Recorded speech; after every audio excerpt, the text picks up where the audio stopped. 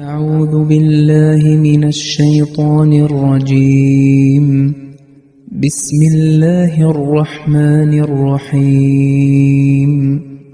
إنما يأمركم بالسوء والفحشاء وأن تقولوا على الله ما لا تعلمون. وإذا قيل لهم اتبعوا ما أنزل الله قالوا بل نتبع ما ألفينا عليه آباءنا أولو كان آباؤهم لا يعقلون شيئا ولا يهتدون. അസ്സലാമു അലൈക്കും വറഹ്മത്തുള്ളാഹി. സൂറത്തുൽ ബഖറയിലെ 170, 171 വചനങ്ങളാണ് നിങ്ങളിപ്പോൾ ശ്രവിച്ചത്. അർത്ഥം: ദുഷ്കൃത്യത്തിനും നീചപ്രവർത്തനത്തിനും നിങ്ങൾക്ക് വിവരമില്ലാത്ത കാര്യങ്ങൾ അള്ളാഹുവിൻ്റെ പേരിൽ ആരോപിക്കുന്നതിനും മാത്രമാണ് അവൻ അഥവാ പിശാച് നിങ്ങളോട് കൽപ്പിക്കുക. അള്ളാഹു അവതരിപ്പിച്ചിട്ടുള്ളതിനെ നിങ്ങൾ പിൻപറ്റുക എന്ന് അവരോട് പറയപ്പെടുമ്പോൾ, അല്ല, ഞങ്ങളുടെ പൂർവ്വപിതാക്കളെ ഏതൊരു മാർഗത്തിൽ ഞങ്ങൾ കണ്ടുവോ അതിനെയാണ് ഞങ്ങൾ പിൻപറ്റുക എന്നവർ പറയുന്നു. എന്ത്? അവരുടെ പൂർവ്വപിതാക്കൾ യാതൊന്നും ഗ്രഹിക്കാത്തവരും നേർമാർഗം പ്രാപിക്കാത്തവരുമായിരുന്നാൽ പോലും അവരെ തന്നെയാണോ പിൻപറ്റുക?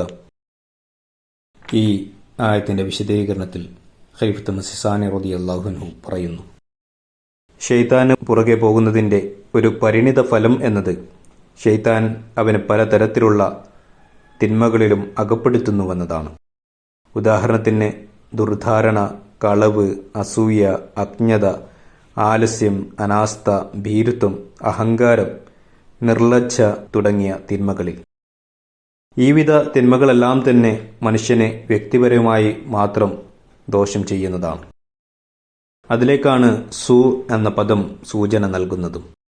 എന്നാൽ ഒരു വ്യക്തി സ്വയം സംസ്കരണം വരുത്തുന്നില്ല എങ്കിൽ ശൈത്താൻ അവനെ ഫഹ്ഷാഹ് പോലുള്ള, അതായത് മറ്റുള്ളവരെ കൂടി ബാധിക്കുന്ന വിധത്തിലുള്ള തിന്മകൾ ചെയ്യിപ്പിക്കുന്നു. ഉദാഹരണത്തിന് വിശ്വാസവഞ്ചന, കുറ്റാരോപണം, അക്രമം, വഞ്ചന, മോഷണം, കൊല, അടിപിടി, തെറിവിളിക്കൽ, അന്യായ പക്ഷപാതം, കൈക്കൂലി തുടങ്ങിയ തിന്മകൾ. ഈ തിന്മകളെല്ലാം തന്നെ മറ്റുള്ളവരെ കൂടി ബാധിക്കുന്നവയാണ്. അവൻ തിന്മയിൽ വീണ്ടും മുന്നേറുമ്പോൾ അതവസാനം അവനെ അള്ളാഹുവിനെതിരിൽ തിരിയാൻ പോലും പ്രേരിതനാക്കുന്നു. അല്ലെങ്കിൽ മറ്റുള്ളവരുടെ മുമ്പിൽ പോലും യാതൊരു മറയും കൂടാതെ ദുഷ്കർമ്മം ചെയ്യാൻ അവനെ പ്രാപ്തനാക്കുന്നു. പിന്നീട് ദൈവിക കൽപ്പനകൾക്കും നിർദ്ദേശങ്ങൾക്കുമെതിരെ തുറന്ന് സംസാരിക്കാനും ആരോപണങ്ങൾ ഉന്നയിക്കാനും തുടങ്ങുന്നു. അതായത് ആദ്യം ശൈത്താൻ അവനെ വ്യക്തിപരമായി മാത്രം ദോഷം ചെയ്യുന്ന തിന്മകളാണ് ചെയ്യിക്കുന്നതെങ്കിൽ പിന്നീട് അഭിമാനം നഷ്ടപ്പെടുമ്പോൾ മറ്റുള്ളവരെ കൂടി ബാധിക്കുന്ന വിധത്തിലുള്ള തിന്മകൾ അവനോട് ചെയ്യിപ്പിക്കുന്നു. പിന്നീട് ഒരു പടി കൂടി കടന്ന് അള്ളാഹുവിനെ പോലും അപഹാസ്യപ്പെടുത്തുന്ന തരത്തിലുള്ള വാക്കുകൾ അവൻ്റെ നാവിൽ നിന്നും പുറപ്പെടുന്നു. അങ്ങനെ ശൈത്താൻ അവനെ പടിപടിയായി നരകത്തിലേക്ക് അടുപ്പിക്കുകയാണ് ചെയ്യുന്നത്. ശൈത്താൻ ഒരിക്കലും തന്നെ ആദ്യം വലിയ തിന്മ ചെയ്യാൻ പറയുന്നില്ല, പ്രേരിപ്പിക്കുന്നില്ല. മറിച്ച് ശൈത്താൻ ഘട്ടം ഘട്ടമായാണ് ദുർബോധനം ചെയ്യുന്നത്. ആദ്യം ചെറിയ ചെറിയ തിന്മകളിലേക്ക് അവനെ നയിക്കുന്നു. പിന്നീട് അത് നീചകൃത്യങ്ങളിലേക്ക് കടക്കുന്നു. പിന്നീട് അള്ളാഹുവിനെതിരിൽ പോലും കള്ളം കെട്ടിച്ചമക്കാൻ തയ്യാറാകുന്നു. ഈ വിധത്തിലാണ് ശൈത്താൻ അവനെ നരകത്തിലേക്ക് നയിക്കുന്നത്. അതുകൊണ്ടാണ് പറഞ്ഞിരിക്കുന്നത്, ചെറിയ തിന്മകൾ പോലും നിങ്ങൾ കാര്യമായി എടുക്കണമെന്ന്. ശൈത്താനെ പിൻപറ്റുന്നത് മുഖേനയുണ്ടാകുന്ന മറ്റൊരു പരിണിത ഫലത്തെക്കുറിച്ചാണ് അടുത്ത ആയത്തിൽ പറയുന്നു, അള്ളാഹു അവതരിപ്പിച്ചിട്ടുള്ളതിനെ നിങ്ങൾ പിൻപറ്റുക എന്ന് അവരോട് പറയപ്പെടുമ്പോൾ, അല്ല, ഞങ്ങളുടെ പൂർവ്വപിതാക്കളെ ഏതൊരു മാർഗത്തിൽ ഞങ്ങൾ കണ്ടുവോ അതിനെയാണ് ഞങ്ങൾ പിൻപറ്റുക എന്നവർ പറയുന്നു. എന്ത്? അവരുടെ പൂർവ്വപിതാക്കൾ യാതൊന്നും ഗ്രഹിക്കാത്തവരും നേർമാർഗം പ്രാപിക്കാത്തവരുമായിരുന്നാൽ പോലും അവരെ തന്നെയാണോ പിൻപറ്റുക? ഈ ആയത്തിൽ പറഞ്ഞിരിക്കുന്നത്, അതായത് അള്ളാഹു അവതരിപ്പിച്ചിട്ടുള്ളതിനെ പിൻപറ്റുക എന്ന് അവരോട് പറയപ്പെടുമ്പോൾ ബുദ്ധി ക്ഷയിച്ചവരെ പോലെ അവരുടെ മറുപടി, ഞങ്ങൾ ഞങ്ങളുടെ പൂർവ്വപിതാക്കളെ മാത്രമേ അനുസരിക്കൂ, അവരെ മാത്രമേ പിൻപറ്റുകയുള്ളൂ എന്നാണ്. എന്നാൽ അള്ളാഹു അതിന് മറുപടിയായിക്കൊണ്ട് പറയുന്നു, പൂർവ്വപിതാക്കൾ വിഡ്ഢികളായിരുന്നാൽ പോലും അവരെ നിങ്ങൾ പിൻപറ്റുമോ?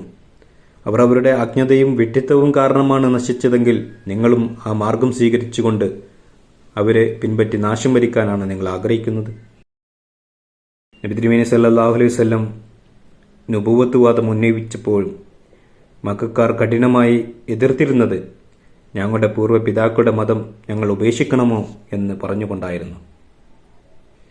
മസീഹ് സാനി റളിയല്ലാഹു അൻഹു പറയുന്നു, നമ്മുടെ ജമാഅത്തിൽ പ്രവേശിക്കുന്നതിനും ജനങ്ങൾക്ക് വലിയ തടസ്സമായി നിൽക്കുന്നത് വർഷങ്ങളോളമായി ജനങ്ങൾ വിശ്വസിച്ചു വന്നിരുന്ന വിശ്വാസങ്ങൾ ഞങ്ങൾക്ക് ഉപേക്ഷിക്കേണ്ടതായി വരുമോ എന്നതാണ്. അത് അവർക്ക് വളരെ പ്രയാസമുള്ള കാര്യമാണ്. നാം ആരെയെങ്കിലും പിൻപറ്റുന്നുവെങ്കിൽ രണ്ടിലൊരു കാര്യം കൊണ്ടായിരിക്കും പിൻപറ്റുക.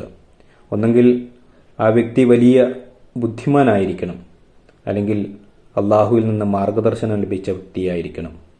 ഈ രണ്ട് കാര്യവും നിങ്ങളുടെ പൂർവ്വപിതാക്കളിൽ ഇല്ല എങ്കിൽ അവരെ പിൻപറ്റുന്നതിൽ എന്ത് അർത്ഥമാണുള്ളത്?